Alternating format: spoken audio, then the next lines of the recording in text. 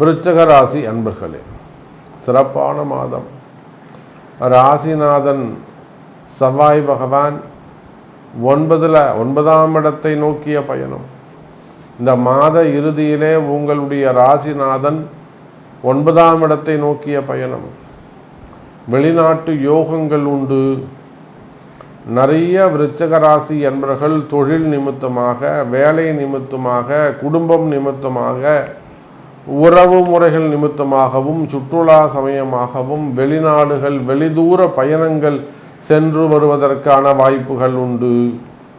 குலதெய்வ நல்லாசிகள் கிடைக்கும். வெகு தூரத்திலிருந்து நல்ல செய்திகள் உங்களை வந்து சேரும். சிறப்பான வருமானம் இருக்கும். வாழ்க்கையில் மகிழ்ச்சி கிட்டும்.